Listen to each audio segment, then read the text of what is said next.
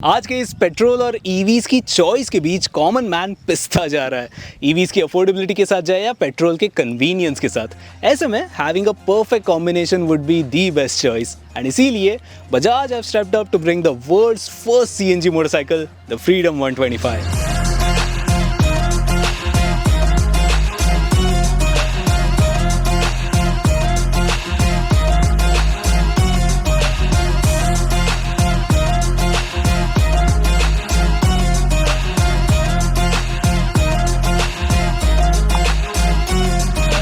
सीएनजीज में आपको पेट्रोल की तरह ही कन्वीनियंस मिलता है, यानी कुछ ही देर में सीएनजी भर के गाड़ी चलने के लिए तैयार, और ईवीज की तरह ही काफ़ी हद तक अफोर्डेबल भी है। तो चलो सबसे पहले हम इस डिज़ाइन के बारे में थोड़ा बहुत बात करते हैं, इस सिस्टम को पूरी तरह से समझ लेते हैं and then will ride this beauty. तो भैया डिज़ाइन तो प्रॉपर कम्यूटरिश दिया है। ऑफ कोर्स इस सेगमेंट का जो यूज़र है उसे इसी तरह की मोटरसाइकिल ज़्यादातर पसंद है। आगे की तरफ अगर हम बात करें तो एलईडी हेडलैम्प्स मिलते हैं, एक मॉडर्न टच यहाँ पर दिया गया है और काफ़ी हद तक बहुत सारी जगहों पर ड्यूरेबिलिटी भी दिखाई देगी। जैसे कि ये फ्रेम देख लीजिए, it acts as a protector for the headlamps and the overall basically front setup. आपको फोक प्रोटेक्टर्स भी यहाँ पर मिलते हैं। इनफैक्ट यहाँ पर आपको फ्रीडम की अच्छी सी बड़ी सी बैजिंग भी मिल जाती है।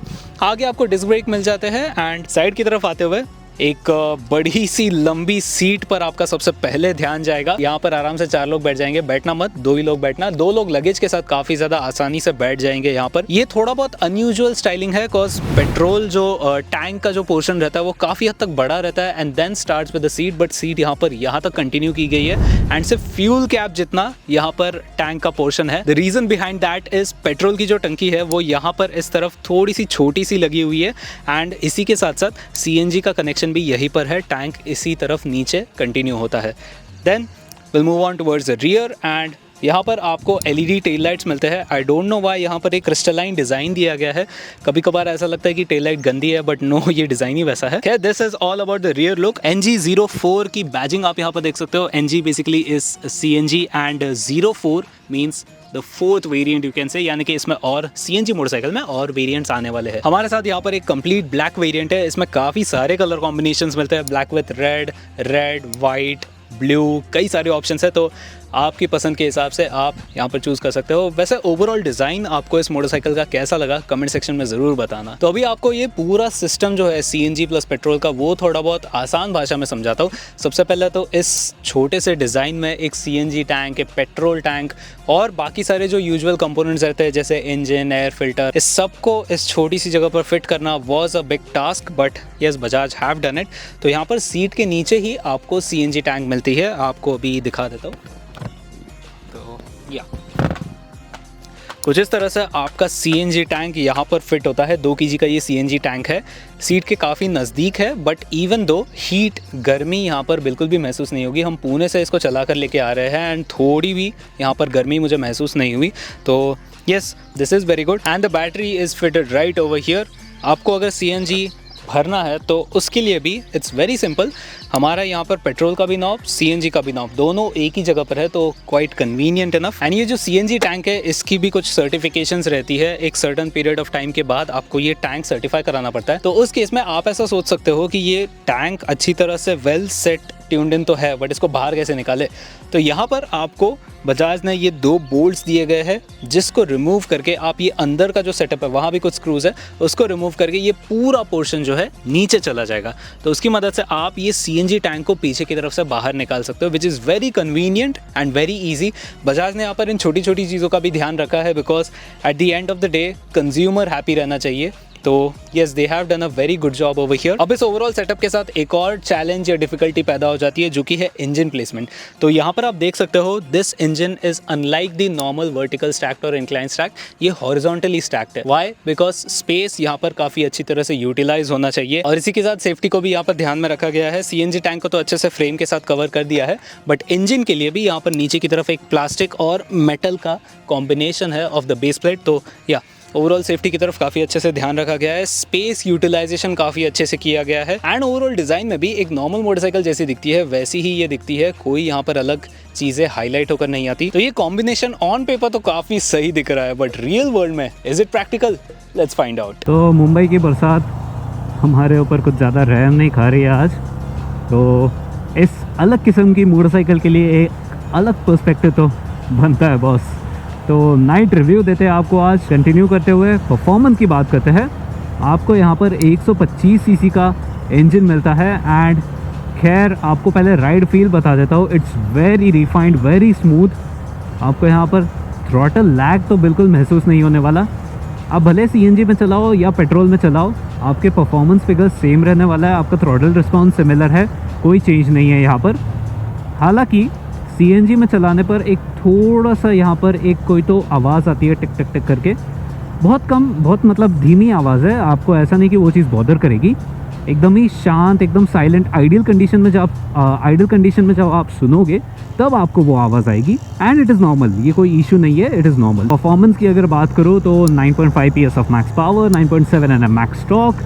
This doesn't matter at all, बस आपको रेफरेंस के लिए फिगर्स बता दिए। काफ़ी लोग मुझे टॉप स्पीड पूछ रहे थे, तो खैर I think it's about 90-95 kmph। Actually that doesn't matter, but again cruising speed की अगर मैं बात करूँ तो 75 आराम से आप क्रूज कर सकते हो।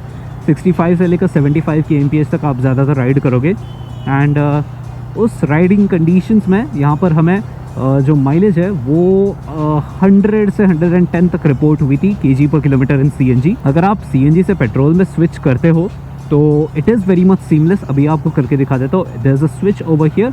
आप जैसे इसको नीचे की तरफ करोगे it will switch to petrol. आप ऑन द गो स्विच कर सकते हो, नो इश्यूज़ विद दैट। तो लेट्स डू दिस एंड देखिए, जस्ट एक थोड़ा सा एक स्प्लिट सेकेंड के लिए थ्रॉटल ऑफ हो गया था and now it's again on. तो यहाँ पर डिस्प्ले पर भी आपको दिखा देता है कि petrol mode is on and यहाँ पर जो इंडिकेशन था, जो फ्यूल लेवल हम कह सकते हैं, वो हट जाता है क्योंकि यहाँ पर सिर्फ CNG का लेवल दिखाता है, पेट्रोल का नहीं है। This is a big issue. Talking about the performance, well it's very good. मतलब आप ऐसा एक्सपेक्ट ना करें कि ये एक्सट्रीम या रेडर की तरह काफ़ी अच्छा परफॉर्मेंस देगी। No, this is a normal commuter motorcycle और ये कम्यूट करने के लिए बनी है, उसके लिए इसका परफॉर्मेंस काफ़ी ज़्यादा एडिक्वेट है। अब खैर फिर से CNG में स्विच करते हैं because that is the main motto of this motorcycle. Okay, अभी ये थ्रॉटल लैग जो था वो थ्रॉटल थोड़ी देर के लिए, स्प्लिट सेकंड के लिए जो बंद होता है, वो तो मैंने महसूस नहीं किया।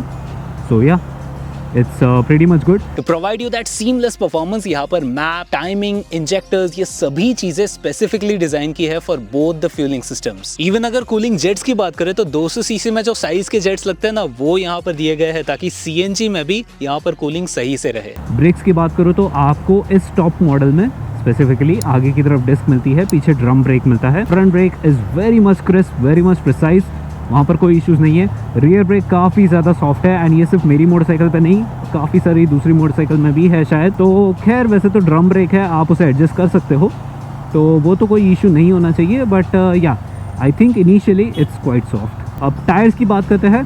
टायर्स यहाँ पर आपको आगे की तरफ 90/80 17 इंच मिलता है, बट पीछे की तरफ आपको 120/70 16 इंच मिलता है।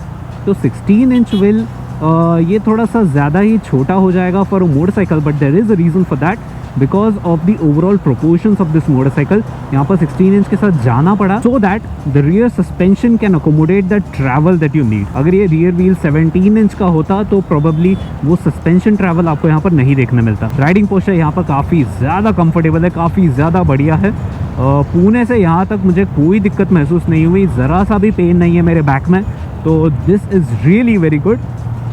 कम्यूटर सेगमेंट की मोटरसाइकिल है, आप इसे जहाँ चाहे ले जा सकते हो, काफ़ी ज़्यादा बढ़िया कंफर्ट है। Seats are well padded. Suspensions में आपको आगे की तरफ टेलीस्कोपिक फोक्स मिलते हैं, पीछे preload adjustable monoshock and suspension travel यहाँ पर काफ़ी ज़्यादा बढ़िया है। 125 mm का पीछे मिलता है, आगे आई थिंक 120 mm है। सस्पेंशन की सेटिंग भी काफ़ी ज़्यादा बढ़िया है। तो चलो, इंजन के परफॉर्मेंस बढ़िया है, ये CNG पेट्रोल का कॉम्बिनेशन भी बेस्ट है, बट सेफ्टी का क्या, कितनी सेफ है ये? तो बजाज ने यहाँ पर 11 तरह के अलग अलग इम्पैक्ट टेस्ट किए हैं। कुछ टेस्ट तो नेसेसरी भी नहीं थे, बजाज ने खुद किए हैं for safety of this motorcycle. अगर एक नॉर्मल पेट्रोल मोटरसाइकिल को देखें तो उसमें भी जितनी सेफ्टी होती है उससे कई ज़्यादा सेफ्टी स्टैंडर्ड्स यहाँ पर रखे गए हैं। Even in case of an accident, CNG tank की प्लेसमेंट कुछ इस तरह से रखी गई है कि अगर एक बड़ा सा ट्रक भी इसके ऊपर से चला जाए तो भी CNG टैंक या फिर वाल्व को डैमेज नहीं होगा। This has passed almost all the test that are possible on a CNG motorcycle. चलो, सेफ्टी में भी यहाँ पर बजाज ने ध्यान रखा है, बट माइलेज का क्या? और ऑन पेपर की बात नहीं, रियल वर्ल्ड माइलेज में ये कितना दे रही है? तो हमने पुणे से लेकर मुंबई तक इसे 60% CNG टैंक पर चलाया है एंड ये उतना डिस्टेंस ट्रैवल कर चुकी है, यानी 130 किलोमीटर्स अप्रॉक्स। उसके बाद भी थोड़ा बहुत सीएनजी इसमें बचा हुआ था। सीएनजी भराने के लिए एज ऑफ नाउ हमें लाइन नहीं लगानी पड़ी, हम सीधा आगे घुस गए थे। But in future CNG stations पर मोटरसाइकिल के लिए सेपरेट लाइन लगने वाली है। वेल उसको तो अभी काफ़ी टाइम है, फ़िलहाल तो आप डायरेक्ट घुस सकते हो। एंड 2 किलो सीएनजी टैंक पूरा फिल करने के लिए हमें लगभग 2 से 3 मिनट लगे हैं मैक्स। एंड 200 बार का प्रेशर था। 1.77 kgs का यहाँ पर सीएनजी टोटल फिल हुआ, यानी थोड़ी बहुत और सीएनजी टैंक में बाकी थी। इस सीएनजी को भरने के लिए 132 रुपये लगे। एंड ऑन एन एवरेज हम यहाँ पर कंसिडर कर सकते हैं कि 100 रुपये में ये मोटरसाइकिल 150 किलोमीटर चली जाएगी ऑन सीएनजी। अगर यही पेट्रोल से कंपेयर करेंगे तो 60 किलोमीटर ही जाती है। प्लस ये राइड हम स्लो स्पीड पर नहीं कर रहे थे, अच्छी खासी 65-70 kmph की स्पीड्स थी। सिटी ट्रैफिक्स थे, घाट सेक्शन था, स्लोप्स भी थे और ऑलमोस्ट एवरी सिचुएशन में हमने इसे अच्छा खासा एग्रेसिवली चलाया। थोड़ा बहुत फीचर्स की बात करूँ तो आपको यहाँ पर ऑल एलईडी हेडलैम्प्स मिल जाते हैं। सिर्फ बेस मॉडल में हैलोजन हेडलैम्प दिया गया है। बल्ब इंडिकेटर्स मिलते हैं, एलईडी टेल लैंप्स भी यहाँ पर मिलते हैं। Display is a full digital negative LCD unit and display की रीडेबिलिटी काफ़ी ज़्यादा बढ़िया है। नाइट टाइम में, डे टाइम में visibility is super. Bluetooth connectivity का सपोर्ट भी यहाँ पर मिल जाता है, जिससे आप कॉल्स एंड एसएमएस अलर्ट्स देख पाओगे। एंड ओवरऑल स्विच क्वालिटी भी जो है वो काफ़ी ज़्यादा बढ़िया दी गई है। यहाँ पर आपको एक USB type A charging socket भी यहाँ पर मिल जाता है। Mirrors are quite big, quite wide. Design wise ठीक है बट फंक्शनल तो काफ़ी ज़्यादा है। एंड इस डिस्प्ले को लेकर सिर्फ एक इशू है, जब हम सीएनजी से पेट्रोल पर शिफ्ट करते हैं तब the amount of petrol left ये इंडिकेशन यहाँ पर दिखाई नहीं देता। तो बाई चांस अगर आपका सीएनजी ऑलमोस्ट ख़त्म हो गया है और आपको पता नहीं कि आपने पेट्रोल कब भरवाया था या कितना बाकी है, आपको टैंक खोलकर ही देखना पड़ेगा कि पेट्रोल कितना है। कोई इंडिकेशन यहाँ पर नहीं दिखेगा।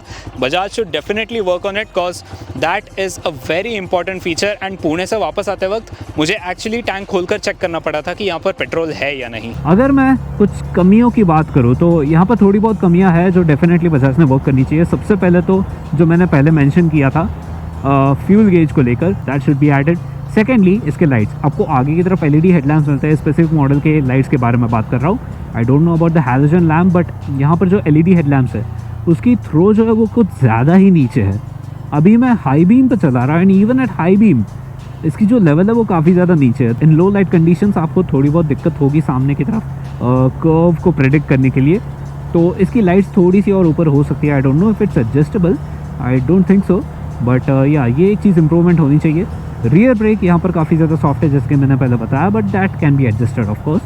एंड एक और छोटी सी चीज़ जो मुझे नोटिस हुई है that is regarding the mirror. तो अगर आप मिरर्स देखोगे तो ये मिरर्स जो है वो बैलेंसर के भी बाहर चले जाते हैं। तो कई बार ऐसा होगा कि आप प्रेडिक्ट ही नहीं कर पाओगे कि कितनी विड्थ आपको रिक्वायर्ड है। साइड स्टैंड में भी थोड़ी सी दिक्कत है, ये कुछ ज़्यादा ही स्ट्रेट है, जिसको थोड़ा सा और झुकना चाहिए यहाँ पर ताकि गाड़ी प्रॉपरली लीन हो। अभी कैसा है, गाड़ी ऑलमोस्ट स्ट्रेट है, तो ऑब्वियसली ये सरफेस भी स्लोप्ड है, इसकी वजह से ये स्ट्रेट लग रही है, बट ये दिक्कत काफ़ी ज़्यादा होगी आपको शायद।